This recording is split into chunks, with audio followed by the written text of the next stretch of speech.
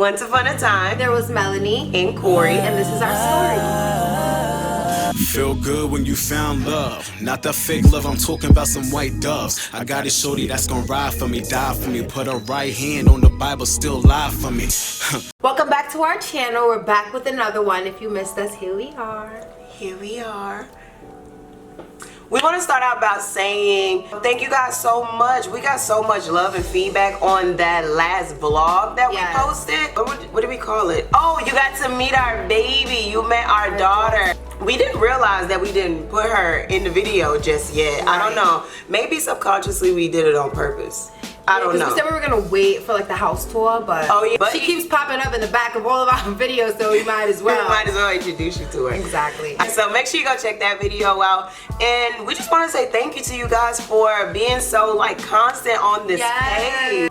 I'm so happy that y'all watch our videos and y'all interact with us and let us know, you know, that y'all are enjoying our content, and that we just started, and it makes us feel really warm that you guys are actually loving us. And I don't know, it's starting to feel like we building up a family. Do y'all feel like y'all building with us or no? Yeah, y'all building with us?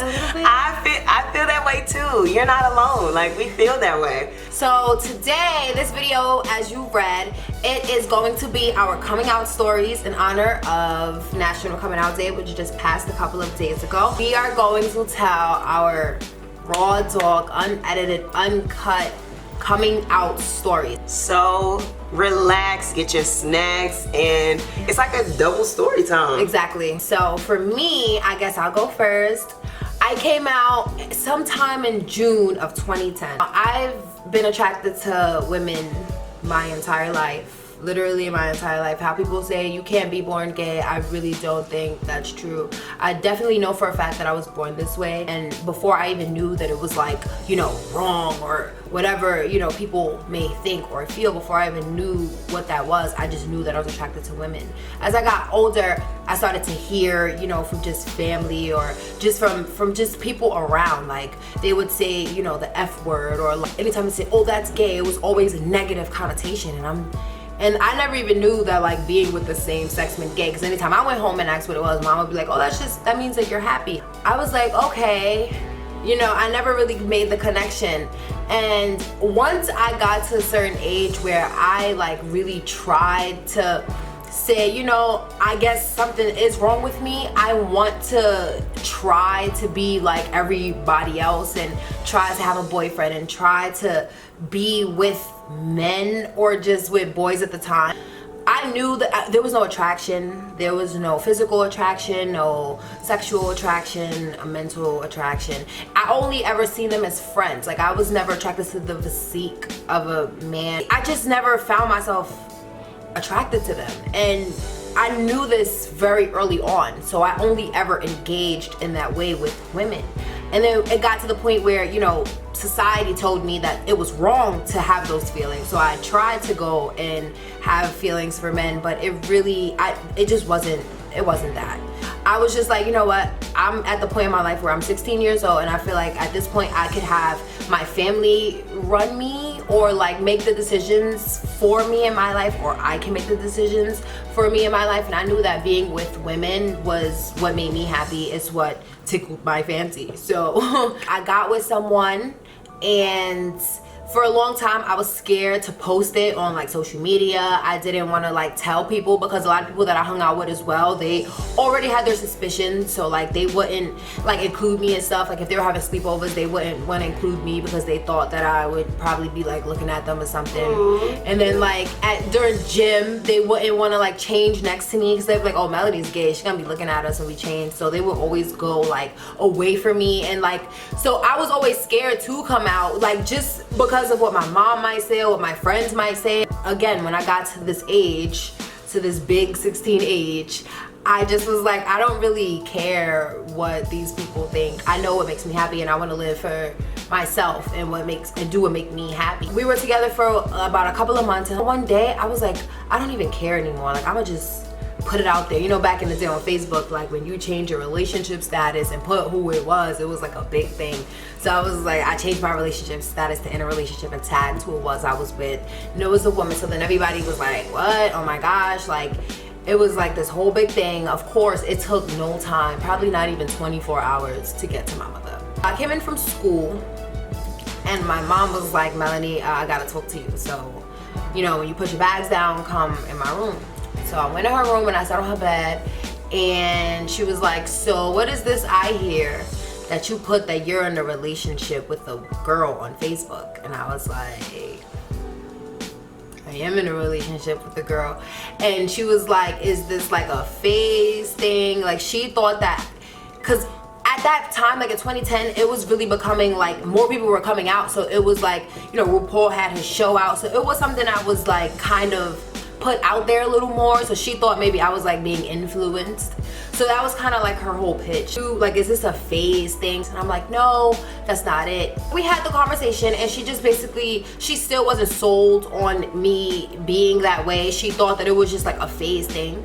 So she kind of like didn't really take it seriously at all. And then like as the months went on, I guess she started to see that I really wasn't, it wasn't a phase. Like I still was with the same person and I would like, we were, you know, in a relationship, and that was when it all clicked for her. And when it did click for her, she didn't really take it too well. She had a lot of anger. Like it was just underlying anger. She wouldn't outright just be like, oh, you know, because you're gay, X, Y, and Z, or it was nothing like that. It was just she would treat me like really bad for no reason, and I knew it was because of that. And then once I got 18, I just couldn't take it anymore. I moved out of her house, and it was like this whole dramatic story, which I guess we'll tell on another story time. It was a really hard time for me because, so at the time, she was the only person's opinion I valued.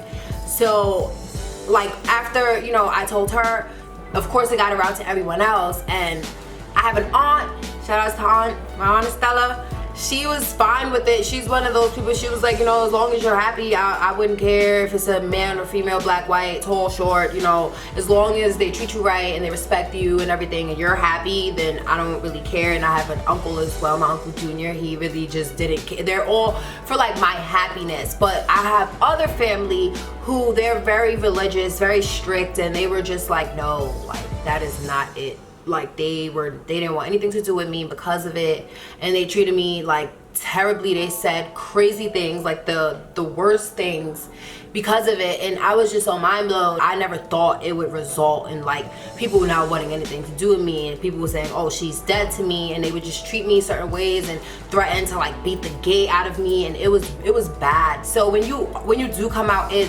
feels so good to finally get to be yourself. But you know, it does come with consequences. It comes with a lot of hate and ridicule and judgment. But I mean, it's just what comes with it. And I'll take it if that means I could be my Chloe. That's my coming out story. And as an update, my mom, around like 2011, she came around, and now she is so accepting of it. Like anybody that talks about anybody in the LGBTQ community, she is going to defend them. She gets very offended when people talk about anyone in, you know, our community. She loves Corey to death. Like she adores her, and now, you know, she accepts it. Right. You know, your story makes me sad. Like the part when they didn't want to be like your friend, they didn't invite you to sleepovers in the gym. That makes me sad. Like I didn't want to fight all of them. my story isn't as, I don't know, I don't want to say juicy, but I mean, I don't even think that was juicy. I think yours is more so juicy because it was something that you carried with you for your whole life. Yeah. All my life, I never saw that there was anything wrong with being queer. I never saw the problem in it. It wasn't something that I personally pursued, but I never saw a problem. I always questioned myself a little bit when I was younger because I wondered why I didn't feel like it was bad the way that my family thought it was so bad. When they talked about it, I just felt like I didn't understand why that was an issue and why that was a problem to them.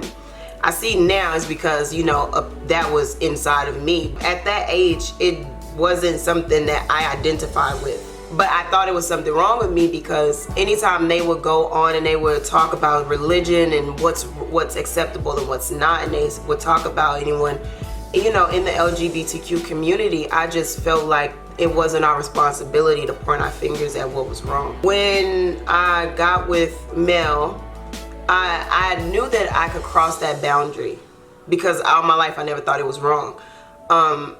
So when she came around and we were just friends and I knew it was going somewhere else, I did feel comfortable with it. Like in life, I didn't feel like, but this is a girl. Like I didn't feel that way. I felt comfortable enough to allow the boundary to be crossed. But I just wasn't ready to live that life because everyone around me and my entire family, they looked down upon that. It was something wrong with you if you were queer. It was a problem. My mom essentially was the only person that I had in my life.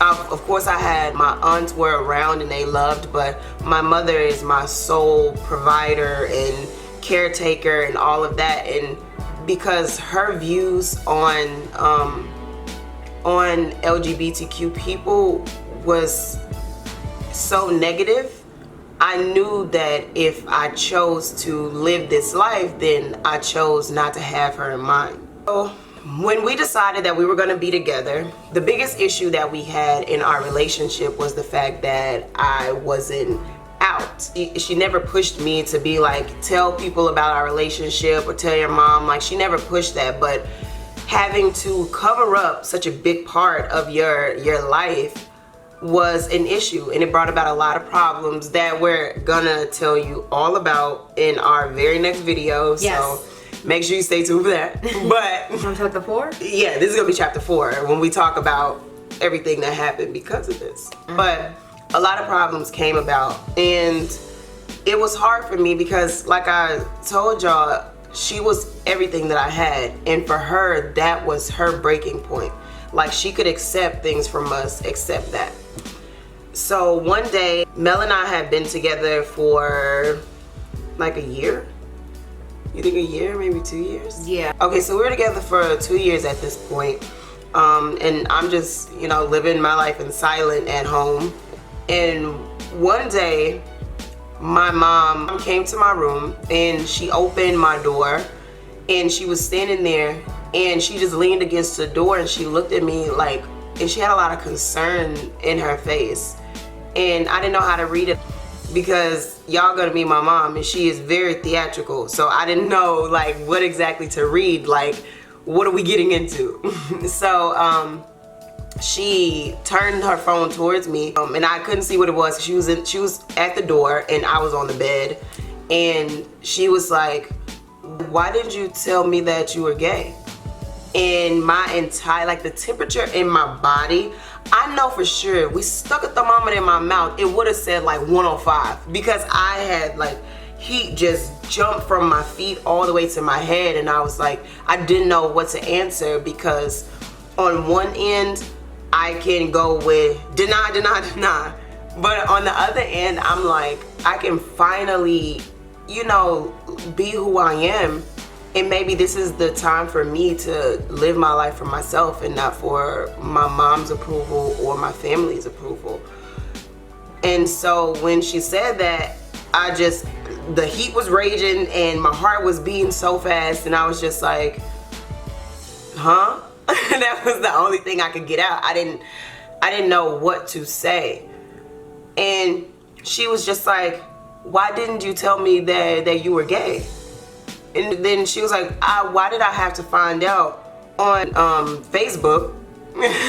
Like, man, she was like, why did I have to find out on Facebook that you were gay? And then I was like, stuck. I didn't know what to say. When something so big is presented to you rather than you delivering it, you have no control. You have no control of the narrative. You have no way to bring it in. It's literally just popped in your face. And you're revealing something that's so sacred because at that moment you're revealing my relationship, my love, my life. Because, we live with our parents and we have this relationship with them, but like this is my life. Like now you're seeing who I am in my life.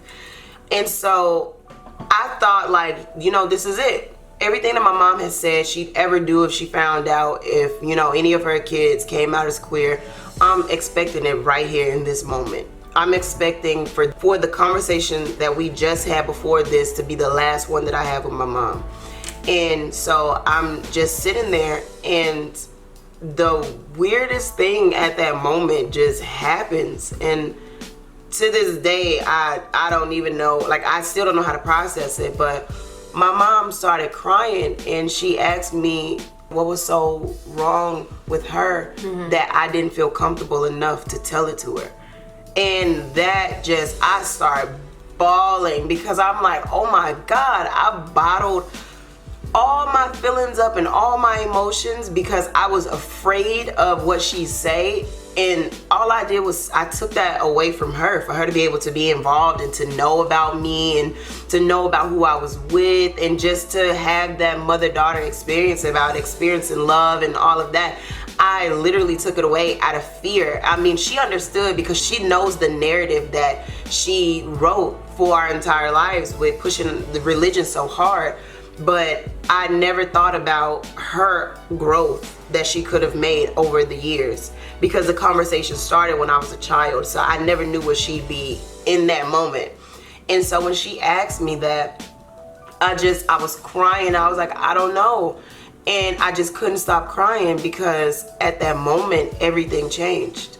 Everything. Who I thought my mom was, who I thought she'd think I was, my relationship, who I could be, everything changed, and I just couldn't stop crying. And so she was just like, and she was like, you don't have to cry. And she came over to my bed and she either stood beside my bed or where I was, or maybe she gave me a hug. I can't really remember. She was like, why would you tell me? And I was like, I told her I was afraid. I was like, I was scared. And she was like, I just don't know what I did wrong.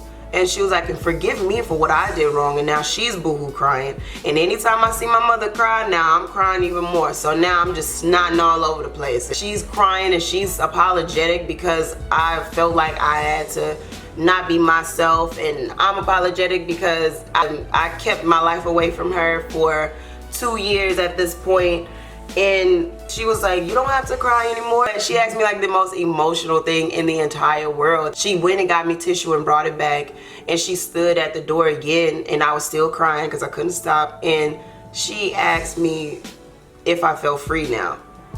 And then I was just like, yes. And she closed the door and I just continued crying. And after that, our relationship never changed. I thought that it would. I thought she was being really good up front just to make me feel better about, you know, her having to find out the way that she did. But it didn't change.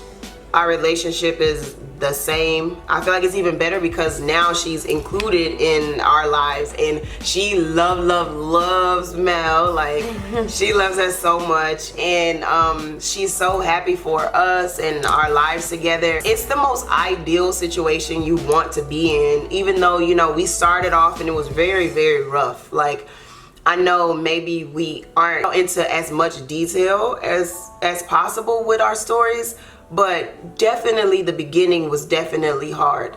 Yes, very, very hard. Part. That's the hardest part. Once you make it into the decision of living your life and choosing you over your family, over maybe your family's values or what they believe, you feel so much freer.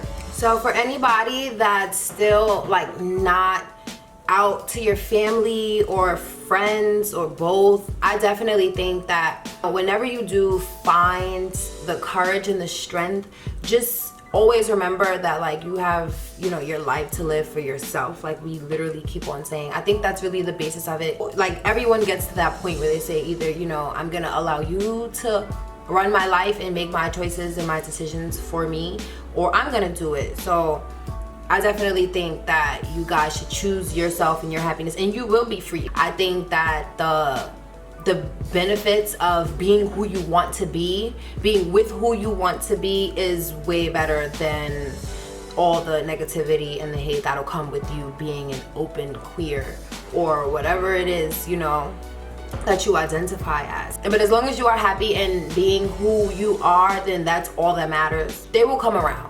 Like, even if, you know, they don't accept it the first day, the first week, the first month, they will come around. I promise they will, because, you know, one day they're gonna say, you know, who you choose to be with is not worth more than, you know, you being in my life. And if that's not the case, you build your family. You make your family. You have people who are gonna love you as much as your aunt would. Yes. you can find someone who's gonna love you almost as much as your mother did.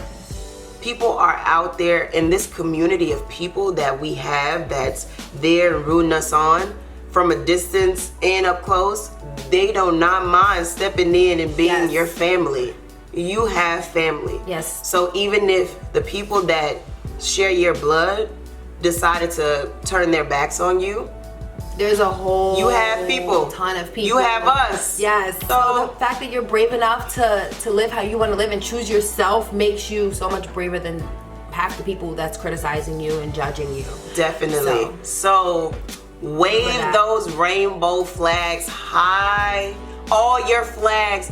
Whatever flag describes you, I want you to put it in the comments. The pansexuals, the asexuals, the bisexuals, the transsexuals, the lesbians, everyone. Shout outs to all of y'all. Shout outs to our gay boys. We didn't forget you. Everyone, we absolutely love you. We are here for you. You are perfect. Be sure to subscribe, like this video if you liked it, and come back to our page to see more of us. Bye. Your new favorite couple. Bye. Feel good when you found love. Not the fake love, I'm talking about some white doves. I got a shorty that's gonna ride for me, die for me. Put her right hand on the Bible, still lie for me.